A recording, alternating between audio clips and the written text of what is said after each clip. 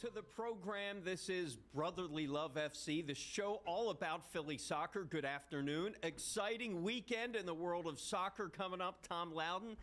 This time next week, we're going to know who's going to be playing in the World Cup and who's going to be playing here in Philly. Yes, this time tomorrow we'll know the groups, and then this time Saturday we'll know who's coming to Philly, and next week we'll know what games are on Fox, what games are on Fox Sports 1.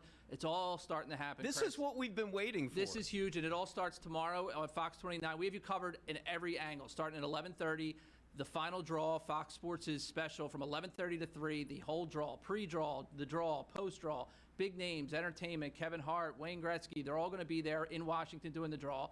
We also have you covered on Fox Local streaming. Fox Local. Starting at 11:30. Hank will be down at the draw party at Stateside Live from 11:30 to 12 doing Good Day Uncut. And then Jen Fred's doing a 2-hour special down there during the draw, talking to a ton of people that they're going to have down there, union players, other people, and our first guest today.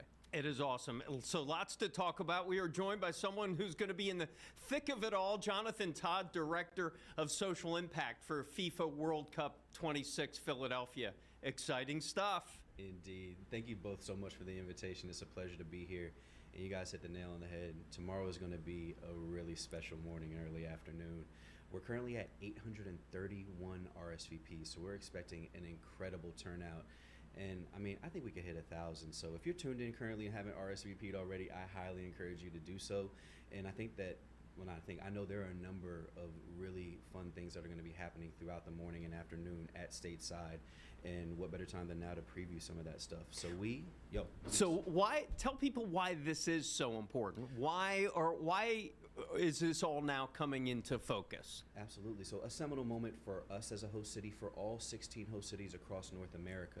We will know the pots and groups where teams will be matched and subsequently find out who will come to Philadelphia.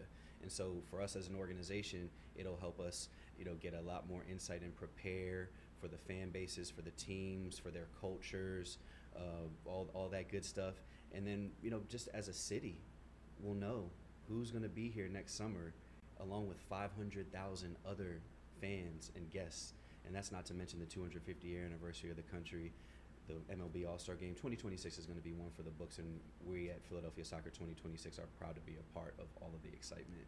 Now, talk to me a little bit about tomorrow. Obviously, the big thing is the draw, but that event you guys have down at Stateside is huge. And for the people going down there, it's not just about watching the draw. You have a chance to win some pretty crazy stuff too, right? Pretty crazy stuff, for sure. So we have an American Airlines ticket package, 2 round-trip tickets to anywhere in the United States. We have a Philadelphia Flyers package. Last time I checked, 14-8, I believe. So we're off to a great start. What better time to go check out a game? And no big deal, but we also have 2 tickets to a World Cup match that we'll be raffling off. And so, that's equivalent to a golden ticket, right? And so we're really excited to offer that opportunity to guests that'll come and enjoy, and all the excitement and fun that's going to happen tomorrow at Stateside Live. So when you come and you get your raffle ticket, you're automatically entered. And that's not to mention all the other cool things that we're going to have going on at Stateside too. We'll have giveaways. We'll have Frankie Westfield and Quinn Sullivan from the Union that'll be present, signing autographs and taking pictures. I do want to give a shout out to the Union. I know things didn't necessarily end the way that they wanted to, but congratulations! Had a great season. Incredible season. I had the chance to check out their game against the Chicago Fire.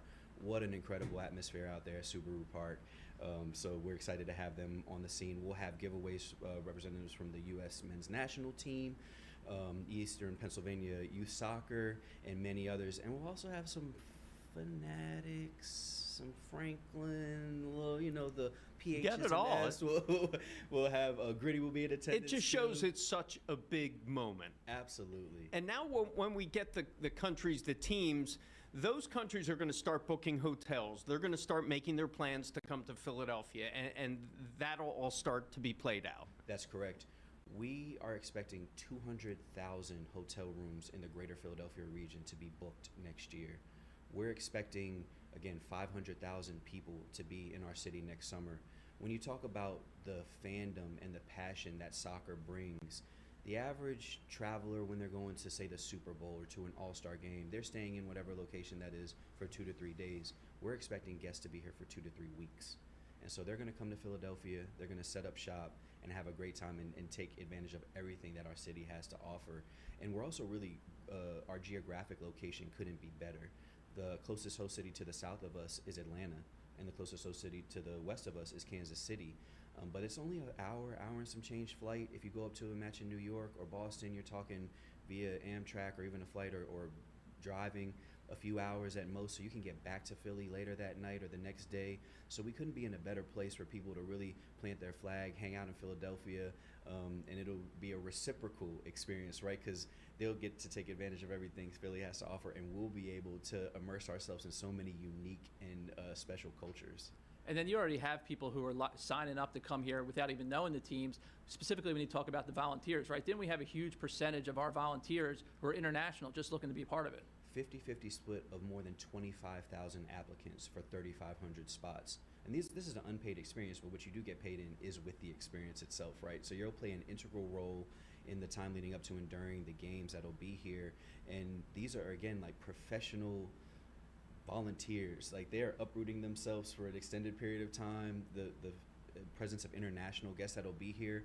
I mean, it really just speaks volumes about the impact and global just presence that soccer has. And again, it makes no better sense than to have people here in Philadelphia, the birthplace of democracy. Our final match is going to take place on July 4th, also the 250-year anniversary of the country. So what a fever pitch evening or a day that will be for our city. Now, talk about impact. Your title, Director of Social Impact. What does that mean? What's your role in this event? Great question. So we want to make sure in the time leading up to and during the games that every Philadelphian, Pennsylvanian, tri-state resident, and really beyond has a chance to partake in some form or fashion in all the amazing things that are going to be happening. And that looks in a bunch of different ways, right? So I'll give an example. Club World Cup we mentioned, we had a series of watch parties throughout Philadelphia. We were in North Philadelphia in the Hunting Park section of the city. We were in Chinatown. We were in South Philadelphia. We were in West Philadelphia, working with local venues and culturally connected vendors to make sure that we highlighted that indeed soccer fans come from all walks of life and all backgrounds. And it really showed how community comes together. And sometimes it was a first time a fan would meet another fan, or a neighbor would meet another neighbor. So to see them unite for this collective interest in the sport was really special. And it just showed the passion that fans have throughout the Philadelphia area. It's also exposing the rising generation of talent and interest to everything that the games have to offer. In the city itself, we recently wrapped up a Rising Stars Academy, which was a professional development program where 24 students from the tri-state area, 11 schools, participated in this experiential program that we hosted and also collaborated with private and public sector partners, including the City of Philadelphia. They spent a day at City Hall. They spent a morning at Xfinity Mobile Arena and an afternoon at the Link, which, if I was a college student, I mean, pinch me, right? Right. One of the most special pieces of feedback that we got was from one student that was like, I've never experienced something like this before. So that's just a little glimpse into the unique things that we're doing. Can you talk a little bit about what Lemon Hill plays a part in all that and getting everyone involved? Because obviously everyone's not going to be able to go to a game, but that event's going to be there for the entire length, and everyone can go experience that. 39-day watch party. I mean, what more can you say? It will open and close because we want to be very respectful for the neighboring communities, right? But it'll be a chance to watch the games, enjoy great food and drink, A-list entertainment and other installations and activations, opportunities to really reflect the diversity and cultural presence of Philadelphia. And you're seeing the video now. That's pre what it's going to be. I know construction has already started on what that's going to look like over the summer. It has, and you touch on a great point, Chris, because the final whistle will be blown, right? But the construction that's already taken place is infrastructure improvements that will last long beyond Lemon Hill closing or the FanFest closing after the game's complete. And then also afterwards, we're making additional commitments to the community through a partnership with the U.S. Soccer Foundation, where we're funneling millions of dollars into communities throughout Philadelphia and the Commonwealth to make sure that the next generation of athlete and just young person has an opportunity to take advantage of all the tremendous things that soccer has to offer. But yeah, we're really looking forward to having an incredible FanFest experience, and it's free to the public. and it's accessible. You hit it. 75% of people will not have a ticket, but what better way to enjoy yourself here in Philadelphia from near or far than to hang out with us at Lemon Hill? That leads me to a final question. What should fans do right now to prepare and to get ready and to be involved in this event? The first thing you should do is RSVP for tomorrow. Watch the draw. Event, yeah. No question. But I would say clear your calendars in June. In years past, and we've had major events, I was working for the city when Pope Francis came to town. And so I had the unique opportunity to experience that amazing event that came to Philadelphia. But one of the biggest things we heard is that folks fled for the shore or, rented out their place. This is the opportunity to embrace and not escape. You want to say a year, 5, 10 years down the road that I was here for that match. I was at FanFest. I was there for that impromptu march down Broad Street by a fan base to experience their team play. Like, there are going to be so many planned amazing things that are going to happen through us in FIFA, but there are going to be those organic, spontaneous moments that you won't know until you're in the middle of it, and you want to say that you were there for. So I think that's my best piece of advice, is to make sure that you're here to enjoy everything that's going to be happening. And in the coming weeks and months, we'll have additional updates on some cool things that we'll be rolling out. But I would say next late spring, early summer, just clear your calendar and plan to have an amazing once-in-a-lifetime experience. Well, thanks for coming in. I appreciate it. Don't be a stranger. Come back after the draw, everything. We know who's coming. A lot of fun months ahead. I appreciate the invitation, and thanks again for letting me hang out with you guys. Appreciate it, Jonathan. All right, coming up, Union Talk. A disappointing ending to a promising season. Union broadcaster Sebastien Letoux in studio after the break. Don't go away.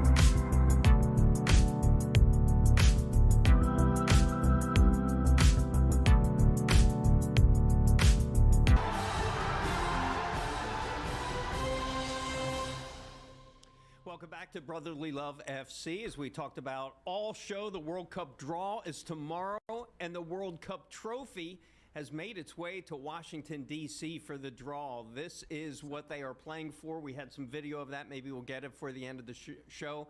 But the finals, July 19th.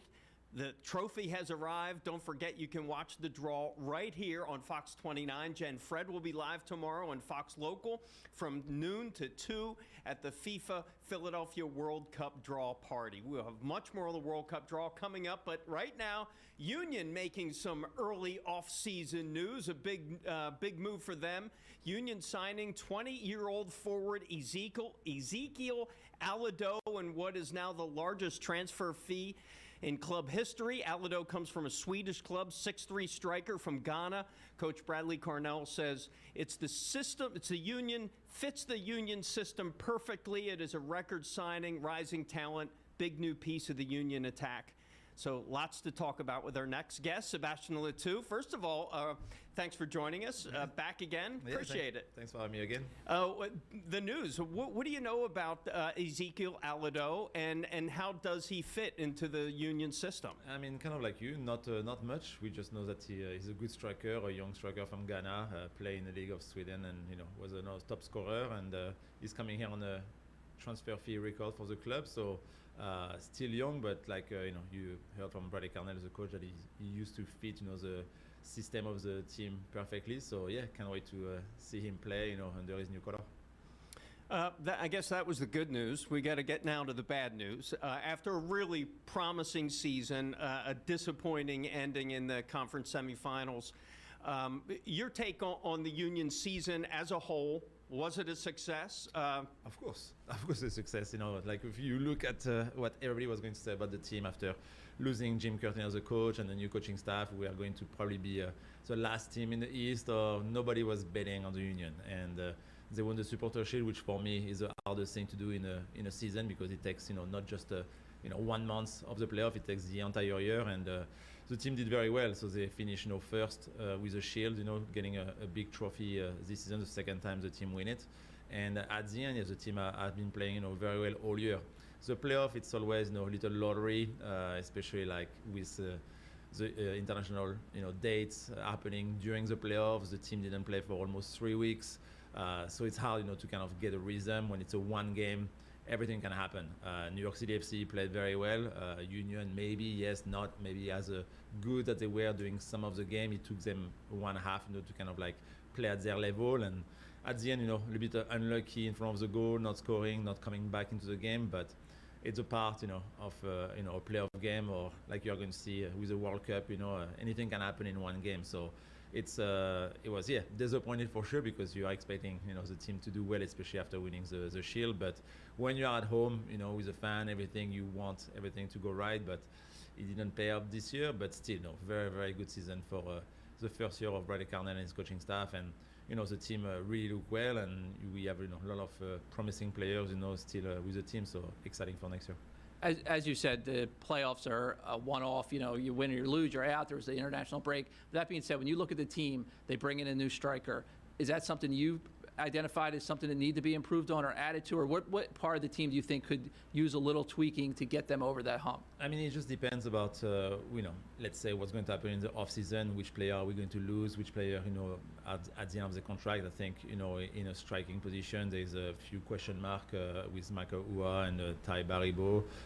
Bruno Damiani just arrived this season, so it's just to bring another fresh leg to always compete. When you are a team like the Philadelphia Union, and next year you have an extra competition now with the Champions League, it did a lot of games, so you need a big roster, you need a striker who can score, and the Union, like, moving forward and early into the off season to sign a player like that shows that what they want to accomplish. So I think it's great to have another striker. If we can keep, of course, some of them is great. I don't think all of them will stay, but you never know. After in other position, it's you always want to double in each position on the field. So that if there's an injury or somebody is not playing as a rival, you have somebody to compete for the spot. And it was very good this season because we almost had two players who could play at each position. So. Let's see during the off-season which player we might lose, and we probably will lose some because when you do a great season like last year, there's always lots of clubs, not just in the US but overseas, who are interesting to sign your player. So we'll see what's going to happen. But yeah, we're excited about who we can bring and who we can move up, from the academy as well to play with the first team. So it's a lot of excitement for next year. But yeah, it was great to see what they did this year, and all the young player who new signing who came this year, who did a great season. I'm just saying about Macania in the back line, Westfield as a right back, you had Lukic and Denley in the center midfield, Quinn Sullivan, who had a great season, unfortunately got injured at the end, Kevin Sullivan coming up a little bit at the end, and I forgot some, Andrew Rick as a goalkeeper, being the backup of Andre Blake, who did a very good season as well when he stepped in and got the results. So you can see that there's a lot of quality in the youth development, but we need to keep going, and with a good matchup with the older player, you can always have a good season. MLS is considering a calendar change from switching their seasons. Can you explain that change and why they may or maybe probably will be doing that? I mean, they will be doing it in 2027. That's the plan. They just want, the US is the only league who doesn't have the calendar year like in Europe, which is in Europe they start usually end of July, beginning of August, and they finish by the end of May, beginning of June. The US, we start in end of February and we finish kind of right now. It's MLS Cup, this weekend. So they want to go the same schedule than in Europe. So then when there's an international date, like the national team playing, everybody will stop at the same time. Right now, when there's an international date, MLS still play sometime, which you are losing player, and it's not fair for a lot of teams who try to bring a lot of players who play for their national team. So next season will be the last season where we have like the same schedule because of the World Cup coming here. We have a big break, almost a month and a half during the month of June and July. And then the following year in 2027, it will be a very short season from February to May, end of May. And then we will start again a new calendar with a new season. So it'll be a very short season in 2027. And then you start a full season probably by, I would say, like maybe mid-July, and then probably a little break during the winter because we all know how cold it is in some cities. Kind of like they do in Germany a little bit, I would say a 3-week break. And then they probably will make a calendar and a schedule for each team depending on where you are from.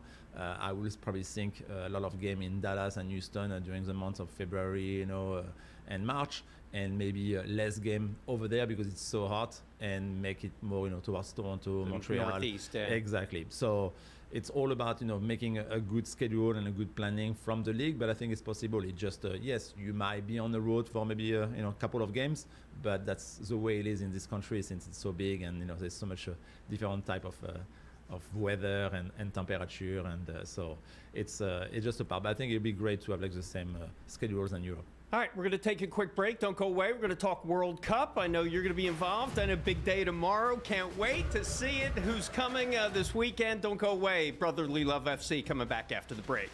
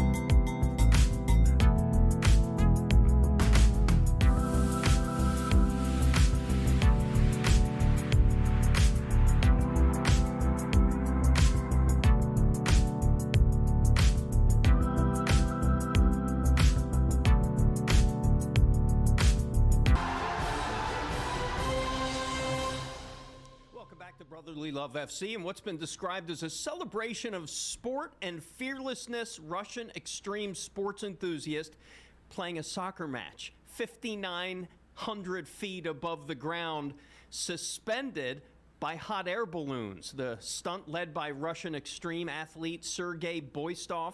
You can see them passing the ball midair, high above the clouds. The plane is actually circling them overhead to film the moment. They set a new world record for the first hot air balloon football match at such an altitude. Sebastien Letoux back. Sebastien, could you see yourself doing that? No, I don't think so. I never did a parachute, so Not a heights guy? No, I'm not sure if I'd be comfortable. All right, turning our attention to the World Cup draw tomorrow. Who would you like to see play in Philadelphia? I'm sure France you would like to see here. I mean, yeah, of course, but no, I mean, I would like to see, a country who is really, breeding soccer. Know lots of fans will travel, to come here. Of course, we are all thinking about the big community of, Scottish and Irish, who Ireland still need to play, the playoff to qualify, but it will be, something fun to see, and having all the street and everybody together. But a lot of country, in Europe, in Asia, have like big fans, in Africa as well, South America, I can even talk about it. It's like, it breeds soccer over there. So the fans are going to travel. It's just going to be a great atmosphere, no matter what. But of course, you always want a country or a bigger country who bring other people to come see them. So it'd be fun. But yeah, cannot wait to see like what the street of Philadelphia are going to look like for a month. Yeah, Ireland and Italy still trying to get their way into the tournament. Talk about the U.S. team for a little bit. There's a couple local guys who are going to have big impacts. I think most people know about Christian Pulisic by this point. In goal, if he actually knocked the Union out a couple weeks ago, used to play for the Union, Matt Freese, has a good shot of being the number one. What have you seen from him as somebody who came up as a Union player, Freese did, and is now maybe in the position to be the top goalie for the U.S.? Yeah, I think he worked his way up. I think Matt was a very good goalkeeper from the academy. Unfortunately for him at the Union, he was young. He could not get the first spot because of Andre Blake. When you have a big goalkeeper, but he's a great choice of career and moved to New York City FC. He had to fall, during his first season there to kind of get the starting spot. It took a little bit. He was on the bench. He came in, and when he got like the full confidence of the head coach, then he really like grew into the role of being a leader for his team, and then getting the call for national team, I think, was a huge accomplishment for him. Nobody will think he was going to be the starter, but I think credit to him. I think he did a lot of work on his own to become more stronger on his weakness and develop a little bit his body. When he was in Union, he was more like a kid. I saw him a week ago when they played New York City FC, and I was like, oh my goodness, somebody spent some time at the gym, so but it's all credit to him. He believed in himself, he knew his quality, and at the end, when he got called upon with the national team, he showed up and he did what he was supposed to do, which means be a lot of shot stopper and being confident to lead the back line of the US. And every time he played, I think he had a great performance. So like you say, I think he's right now the front runner to be the number one for the US, but the World Cup is in 6 months. Yep. So a lot of things can happen, but I hope the best for him, and hopefully he will be the number one for the team. Now, coming in June, when we find out who's going to be here, which teams, they will then pick their kind of home base. And one of the home bases can be Subaru Park and a local hotel. When that happens, the Union is maybe involved in the World Cup. How is the team going to be involved in the World Cup, either in the festivities or the lead up around it? I'm sure it's a lot of work, between the club and the city of Philadelphia and all the organizers, in this city. For, let's say, the use of the Union facilities now, with the new academy facility plus the field, we have, it's really like top class. So probably a lot of important team who maybe have a shot to win the World Cup might be interesting to go to Philadelphia and train in Chester, because even if it's a bit outside of the city, it's a quick ride. There's a lot of possibility for them to do a lot of field, and at the same time, when you want to have some privacy, you can do it if you use a stadium. And if you want to have the fan around, it's pretty open, and a lot of people could come and just watch practice, which is always fun to do for a fan who are not able to go to a match at the Lincoln Financial. So Philadelphia, I think it's a great destination for a lot of teams, because even if maybe you don't play in Philadelphia, you can still train in Philadelphia and take a quick train or a quick bus ride to New York, to DC, where games happen as well. So yeah, I think it could be one, maybe two teams, training around here. But it depends about, again, who are going to play on the East Coast. And yeah, cannot wait to know after the draw, and especially on Saturday when they're going to announce which game will be at the Lincoln Financial. All right. All eyes are on the draw tomorrow. Sebastien, thanks again for coming in. We'll check back in when we know the final output. Thanks again for coming in. Appreciate it. Thank you, guys. All right. That does it for us. Brotherly Love FC. You're watching Fox Local Philadelphia. We now join Live Now, already in progress. January 6th in the 2020 election results. And so another important piece that was pointed out that really stuck out to me during this press conference is that during the discovery by law enforcement at 1 p.m. on January 6th, they diverted a significant police presence away from the Capitol as it began just a few streets away. In fact, the vice president